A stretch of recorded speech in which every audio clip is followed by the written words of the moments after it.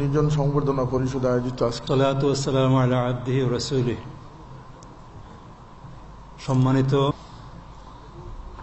যাকে আমরা আজকে সম্বর্ধনা দিচ্ছি, আমার ছাত্র অন্যান্য যারা ইঞ্জিনিয়ার শামসুল হক এবং অন্যান্য যারা এখানে পেলেন, এবং আজকে হঠাৎ করে এখানে এসে পুরানো এক বন্ধুকে পেলাম, ডক্টর কবির চৌধুরী।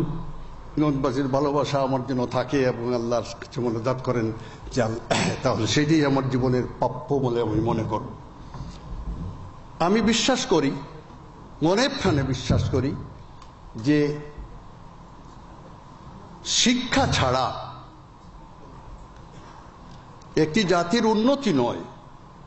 একটি জাতি বা একটি মানুষ তার সৃষ্টিকর্তার সঙ্গে পরিচয় হবে না। দারিদ্র্যের অন্ধকার গুহা, কুসংস্কারের গুহা অন্ধকার, নির্যাতনের চরম পরিস্থিতি থেকে মানুষকে একমাত্র উদ্ধার করা যেতে পারে, একটিমাত্র দরজা আছে, সেই দরজা দিয়ে মানুষ বেরিয়ে আসতে পারে সেই অন্ধকার গুহা থেকে, সেটা হলো শিক্ষা। এবং সেই শিক্ষা না পাওয়া পর্যন্ত সে মানুষ তার সৃষ্টিকর্তাকেই চিনবে না।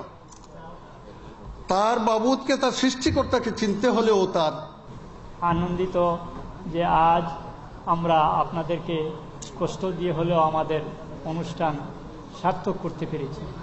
আমি বিশেষ করে আজকে যারা সম্মানিত হলেন তাদেরকে আমি কংগ্রেচুলেশন জানাই, আন্তরিক অভিনন্দন জানাই।